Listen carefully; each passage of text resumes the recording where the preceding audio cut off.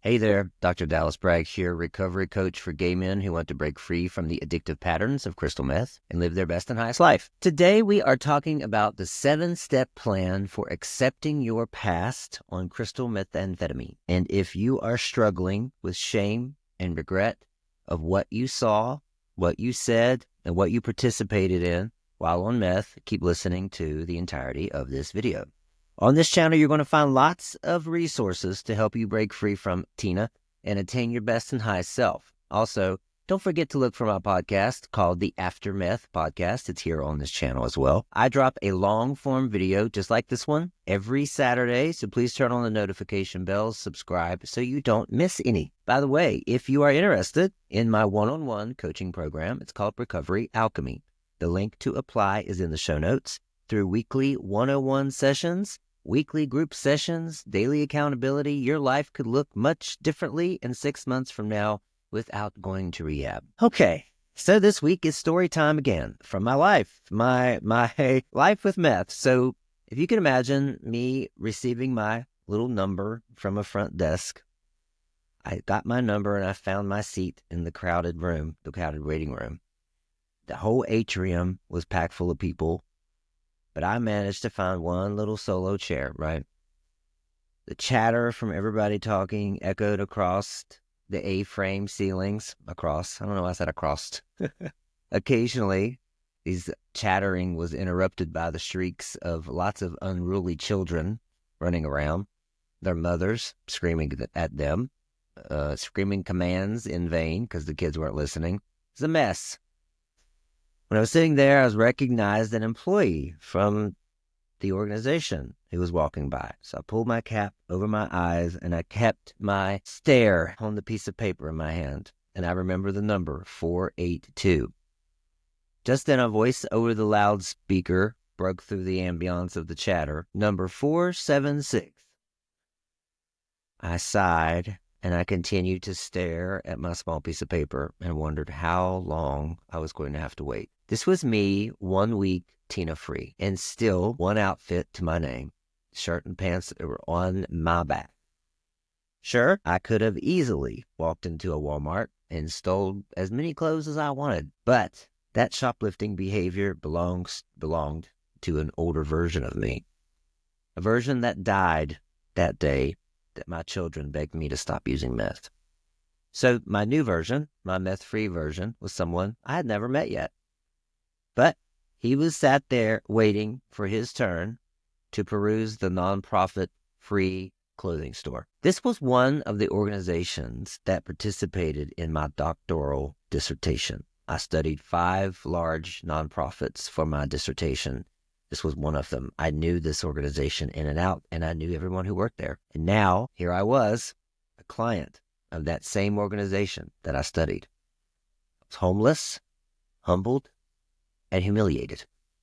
How could I ever accept what I had done with my life? How could I ever come to terms with the darkness I had been through? And how could I ever show my face in this city again that I couldn't leave because I was in drug treatment court? My loves, my brothers, my peeps, that journey of acceptance was long and at times painful and at times still going. But as I sit here talking to you in front of this laptop, as I sit here as a recovery coach in my own home with all kinds of outfits, my own car, I can tell you the suffering was all worth it. And many of you are still stuck in the shame of what you've done, or even what you continue to do on crystal meth. And not only did we burn our lives to the ground through meth use, we also participated in some dark-ass shit. Conversations we had that bring cringe to us now when we think back. Sexual acts that we pray are never, ever on video that comes out. Comfort in houses and places that seem scary now. Friendships with people who brought danger to our lives. How can we move on from this? How can we quiet those haunting memories? In my experience, it takes acceptance, not just making peace with our past, but completely revolutionizing our relationship with our story. So here is my 7-step plan for accepting your past on crystal methamphetamine. All right, number 1, stop trying to change your past. First thing is, you must realize that the more you try to fix or alter your past, the more you stay trapped in it. You're expecting and expending energy on something that cannot be changed, no matter what you do. There were many mornings I would wake up from a restless sleep early in recovery and with entertaining flashbacks from my teenage days. And then I would spend most of my day wishing I would have made different decisions. What a waste of time. Reliving scenarios in my head, only to be left feeling even more shameful. Many of us think that coming to a place of acceptance means I'm okay with what happened, and that is not it. It's about becoming the compassionate observer. If you listen to me at all, you know what I've said this so many times. The compassionate observer of your own story. Instead of being the person frantically trying to erase the past, you become the researcher, the witness, the one taking notes with genuine curiosity of your story so that you can rewrite it and write a new one. You may even try speaking in the third person when referring to what happened while using meth. So for me, that meant I used to write in third person. I would write about my memories. So it would be something like this. Dallas pissed on a man in his front yard in broad daylight, risking being arrested and risking his children possibly pulling up on a bike and witnessing the act. When I framed the memory in that way, I could step outside and view my behavior from that version of me, not on meth, looking at the version of me on meth. Whatever we can do to detach our identity from what we did is freedom. Doesn't make it okay, but it just is what it is. Think about it this way. When you're in a shame spiral about something you did while using, you're not actually in the present moment, right? You're trapped. You're trapped in a mental prison of your own making. Acceptance is about stepping out of that prison because you have the key and saying, okay, this is a part of my story. What can I learn from it? And how can this transform me now? So if you want a journal prompt to journal about this, list 3 things you're currently struggling to accept. And for each one, write, what emotions come up when I think about it? What do I fear would happen if I accepted it? And what might become possible if I do accept it? Those are important questions. You might want to pause and answer them now. Number 2, it wasn't you, it was you on meth. Let's shatter some illusions here about who you were during active addiction. This isn't about making excuses. This isn't about not taking accountability. It's about understanding the neuroscience of what actually happened to your brain on crystal meth. When you were using, your brain's reward system was literally hijacked. The decisions you made weren't coming from your authentic self. They were coming from a brain that had been chemically rewired to prioritize the drug above everything else. Your values, your desires, your sense of self, all of it was filtered through the lens of addiction. Not necessarily addiction to the substance either, but to the state of mind the experience gave you. The actions you took while on meth do not define who you are. They define what happens when a crystal meth person, they define what happens when crystal meth hijacks a human brain, period. Understanding this isn't about avoiding responsibility, but it's about creating the clarity needed for true healing. Getting past it so you can work with it. You are asking questions like, am I really into child porn? Or do I really like eating someone else's shit? Or for a man who identifies as straight, he might ask, am I gay? Listen, you know who you are. You know what you enjoy sexually. Just because it seemed hot while on meth does not mean that it exists somewhere in your brain waiting to be discovered. You will drive yourself insane questioning why you did and said those things or watched those types of pornography. You did it. Now, It's time to take the opportunity to rewrite what turned you on. It's a clean slate that most people never even get. So here's an integration exercise for this. Write a letter. Write a letter from your recovering self to your addicted self. I want you to express the understanding, acknowledge the pain, share your commitment to healing you both.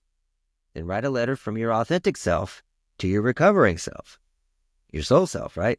Offering encouragement and acceptance to help accept it, right? All right, number 3, stop thinking that you are special. Let's talk about this, the shame that's keeping you up at night. You know, those memories that you don't want to speak about, those memories that make your stomach turn, the scenes that you can't bear to replay that give you cold sweats. I carried all that too. And I was thinking that they were only mine alone, that I was really bad, that I had done some stuff that nobody else did, right? It was unique in my own darkness. But when I began sharing with other men who had been on meth, I found that we all had dabbled in taboo areas. Some were worse than mine, right? If you want to, I maybe shouldn't say that. Some were more extreme than mine. How's that? We are all harboring some sort of dark past that has haunted our present. Listen, shame is universal in our community, with or without meth. But here's something else. Shame is also optional. Yes, you heard that right. Shame is not a mandatory tax you have to pay for your past. It's a lens through which you choose to view your story. And it's a lens that you can choose to switch. We are made to feel as if we have to pay some. You owe nothing to no one. Real alchemy happens when you start seeing your darkest moments, not as evidence of your worthlessness, but as proof of your resilience. Every rock bottom moment and choice you regret are not just things that happen to you. They're experiences. They're opportunities to be transformed into wisdom. And that wisdom will not only help you, but help others heal. Here's a weekly practice for you in terms of shame resilience. Share one shame story in a safe recovery space. Notice how others respond and write about how sharing changed your relationship to the shame of that event. And then practice some self-compassion, right? Try it. All right, number 4. Write your own story. So your story isn't just a series of events that has happened. Your story is a narrative you're actively creating. You write it, no one else. You are the meaning maker of the events of your life. Your life can be as awful or as wonderful as you label it. You can view events in your life as in the way of recovery or on the way of recovery. Literally, everything you blame for using, work stress, family drama, triggers, finances, breakups, relapse, these events are all neutral. They're awaiting you to label them good or bad. All the power is in you. And right now, you must tell yourself a story about being broken and damaged and unworthy, and that's keeping you back. But what if you flip the script? What if every choice you made in addiction or active use wasn't about your worthlessness, but about deep human need for connection, escape from pain, feeling alive? There's absolutely nothing wrong with seeking these. And what if your journey isn't a tragedy? It's a journey of a hero. It's a journey of transformation. There's a reason before all of this. And this isn't just toxic positivity and ignoring the horrors of meth use or denying the pain of it. It's about expanding your perspective to hold both the darkness and the light of your past and loving it all. Your story isn't over. You're in the middle of the most powerful chapter right now. Journal prompts. What has my addiction experience taught me about myself? What strengths have I discovered in recovery? And how might my story help someone else who is struggling? Number 5, the old you must die. So let's talk about this for a minute. What acceptance actually creates. When you accept the past, you create space for the death of that version of you, your old self. And yes, I mean death, not transformation, not change, actual death of an identity. The person you were while you were using meth needs to die for your authentic self to emerge. This is where most recovery programs are not getting it right. They focus on abstinence, behavior modification, and changing what you do. But what's the real healing? It's about changing who you are at the deepest level. It's about allowing everything you thought you were to die so that something authentic can be born. The death process isn't about learning anything new. It's about unlearning everything you thought you knew about yourself. Life conditioning gives us a set of beliefs about that create the lens through which we see our world. I'm not lovable. Everyone leaves me.